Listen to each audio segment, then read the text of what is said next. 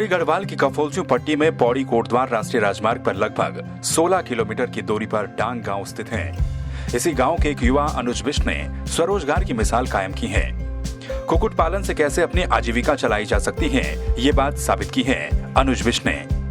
अनुज के पिता फौज से रिटायर हैं, बड़े भाई एयरफोर्स में हैं। अनुज खुद एक सॉफ्टवेयर इंजीनियर थे, लेकिन शहर की भागदौड़ में मन नहीं लगा तो अपने गांव चले आए। गांव आकर अनुज ने वहीं पर ही अपना रोजगार स्थापित करने की सोची।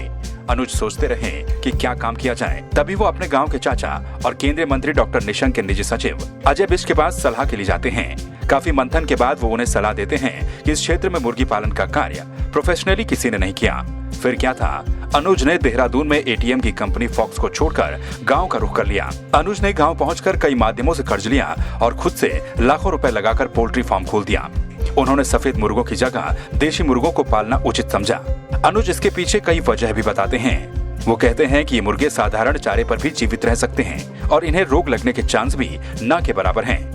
अनुज बताते हैं कि शुरुआती दौर में उन्होंने 2000 के करीब चूजे मंगवाए। आज उनके पास 1200 से लेकर 1300 मुर्गियां हैं। उनकी डिमांड कोटद्वार, देहरादून, पौड़ी जैसी जगहों पर काफी ज्यादा है। अनुज मुर्गी पालन से ही करीब 50,000 से 60,000 महीना कमा लेते हैं। उन्होंने ये भी बताया कि अब वो कड़कनाथ को पालने की सोच रहे हैं।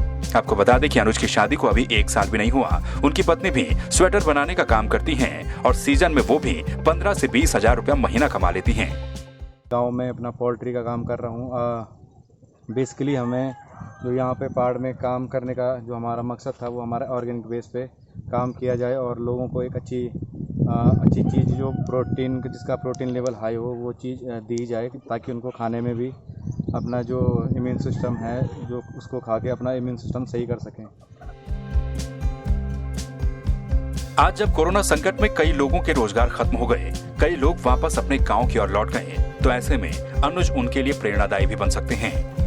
अनुज से सीख ले सकते हैं कि अपने गांव में, अपने घर में रोजगार का सृजन किया जाता है।